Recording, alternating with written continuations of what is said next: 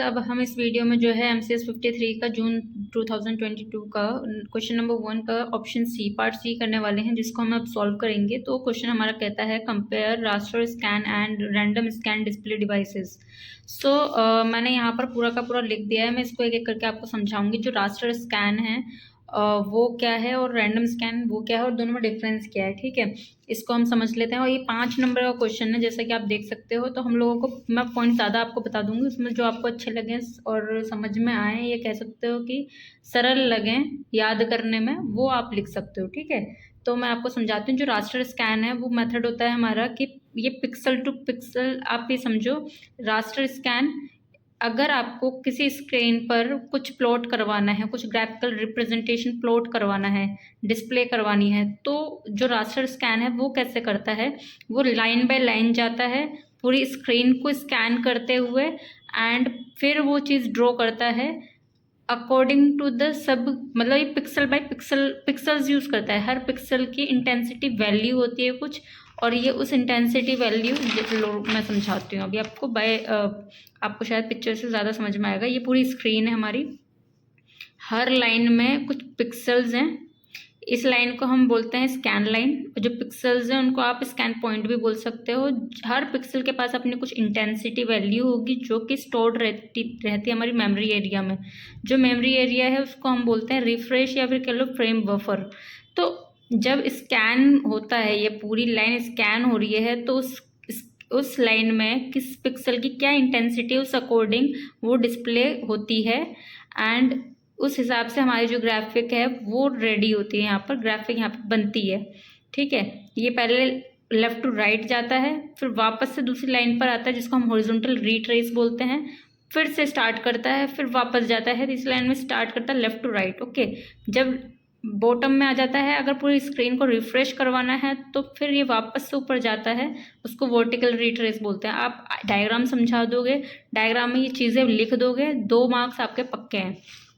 जबकि जो आपका रास्टर स्कैन होता है, जिसको हम वेक्टर स्कैन डिस्प्ले भी बोलते हैं, वहाँ पे पूरी लाइन बाय लाइन नहीं चल रही होती हैं चीज़ें। वहाँ पर जो बफर मेमोरी एरिया होता है, वहाँ पे इंटेंसिटी वैल्यू स्टोर नहीं होती। वहाँ पर जो है आपके कुछ ये कैरेक्टर्स कह लो, पॉइंट्स कह लो, लाइन, ये कमांड सेव होती है वहाँ पर।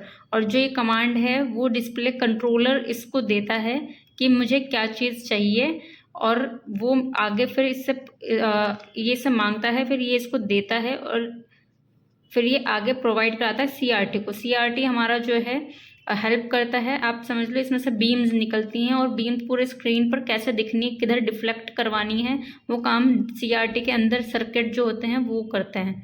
तो बीम किधर जा रही है, लाइन बनानी है, मेरे को ट्राइंगल बनाना है, ये बीम इस पर लगेगी और फिर यूं यूं करके ये पूरा ड्रॉ होगा। तो आप ये समझो, यहाँ पर पूरी स्क्रीन डिस्प्ले, पूरी स्क्रीन को स्कैन नहीं किया जा रहा है, यहाँ पर बीम जो है वो डिफ्लेक्ट करवाई जा रही है। और बीम कैसे डिफ्लेक्ट करवाएगी, वो CRT कमांड देती है डिस्प्ले कंट्रोल को, मुझे क्या चाहिए, अभी पॉइंट चाहिए, लाइन चाहिए, क्या चाहिए। फिर इस अकॉर्डिंग CRT के अंदर जो सर्किट है वो डिफ्लेक्शन का काम करते हैं कि मुझे इधर मोड़ना है, इधर मोड़ना है, किधर मोड़ना है, डिस्प्ले करवाने के लिए कोऑर्डिनेट्स जो होते हैं वो सब यूज़ किए जाते हैं यहाँ पर। ठीक है, ये आपने वर्किंग समझ ली है। अब मैं समझा देती हूँ इसमें डिफरेंस क्या है। जो रास्टर स्कैन है, जैसा कि हमने देखा कि पूरी स्क्रीन को स्कैन करता है, लाइन बाय लाइन चलता है। जबकि रैंडम स्कैन और वेक्टर स्कैन आप कह सकते हो, वो एक मेथड है जो कि इमेज को डिस्प्ले कराता है bye drawing lines directly on the screen using an electron beam. Okay, तो ओनली स्क्रीन विद व्यू, जो व्यू है जो हमें चाहिए, कह लो ट्राइंगल वाला या सर्कल वाला, वो जो व्यू है स्क्रीन पर, बस वही वाला पार्ट, वही वाला पोर्शन ये स्कैन करता है। पूरी लाइन स्कैन नहीं करता, पूरी स्क्रीन को स्कैन नहीं करता। ठीक है, जो दूसरा डिफरेंस है वो हमारा ये है कि ये जो है आपका रास्टर स्कैन, ये पूरी जो स्क्रीन है उसको पिक्सल्स में तोड़ता है, पिक्सल्स के भागों में। हर लाइन में कुछ ना कुछ आपने देखा पिक्सल्स हैं, है ना। तो ग्रिड्स ऑफ पिक्सल्स में डिवाइड कर देता है, जिसकी वजह से इसका लो रिजोल्यूशन होता है। जो ग्राफिकल रिप्रेजेंटेशन निकल के आती है वो काफ़ी लो होती है रिजोल्यूशन के लिए, और उसका रिजोल्यूशन काफ़ी कम होता है। वहीं पर अगर हम बात करते हैं रैंडम स्कैन की, जब वो जो स्क्रीन है उसको लाइन बाय लाइन ना करके स्कैन, हम लोग डायरेक्ट ग्राफिक्स को जनरेट करते हैं लाइंस और कर्व्स और पॉलीगन्स की हेल्प से। तो उसको करने के लिए हम लोग रैंडम स्कैन का यूज़ करते हैं, जिसकी वजह से रिजोल्यूशन जो है वो हाई रहता है। ठीक है, तो दूसरा डिफरेंस आपको ये समझ में आ गया है।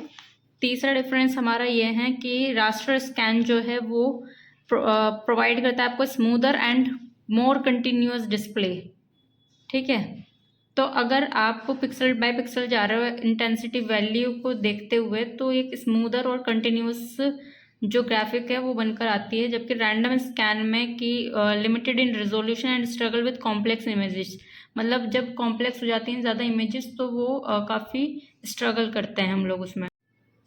और जो आपका फोर्थ पॉइंट है वो है कि जो ये आपका रास्टर स्कैन जो है उसमें रिफ्रेश रेट जो होता है वो फिक्स रहता है, जबकि रैंडम स्कैन में जब आप रिफ्रेश करते हो तो ज़रूरी नहीं है कि वो फिक्स रिफ्रेश रेट रहे। अकॉर्डिंग टू द इमेज जो आपको बनानी है उस पर भी डिपेंड कर सकता है कि रिफ्रेश रेट कैसा रहना है। ठीक है, और आपका फिफ्थ पॉइंट आ जाता है कि अभी जो मॉडर्न डिस्प्ले डिवाइसेस है उनमें यूज़ किया जाता है ये रास्टर स्कैन। आपका ये वाले डिस्प्ले डिवाइसेस जो हैं आपको मॉडर्न टाइम्स में यूज़ किए जा रहे हैं, जबकि आपका ये जो वेक्टर बेस्ड डिस्प्ले है यानी रैंडम स्कैन डिस्प्ले, ये आपके पुराने ज़माने में यूज़ किए जाते थे, पुराने ज़माने के डिवाइसेस में यूज़ किए जाते हैं एंड ग्राफिक डिज़ाइनिंग के लिए यूज़ किए जाते हैं दोनों, वो मैं आपको बता रही हूँ।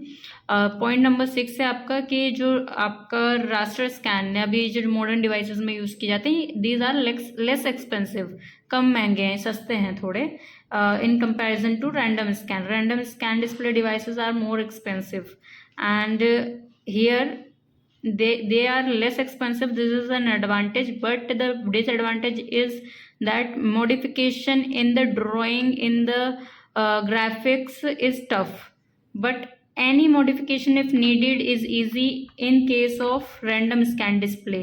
ओके, और ये डायग्राम मत भूलना, ये डायग्राम आप ज़रूर बनाकर आना। आउट ऑफ 7 पॉइंट्स आप कोई भी 5 पॉइंट्स लिख दो। पिक्सल मैं कहूँगी ये जो मैंने छोटे छोटे पॉइंट्स लिखे हैं ये ज़्यादा ईजी है, तो लेकिन मेन पॉइंट ये हैं, ये ज़रूर लिख के आना। और नेक्स्ट वीडियो जो है उसमें हम लोग इसका पार्ट डी करेंगे, तो वो मैं चैनल पर अपलोड कर दूँगी, so be ready for that also.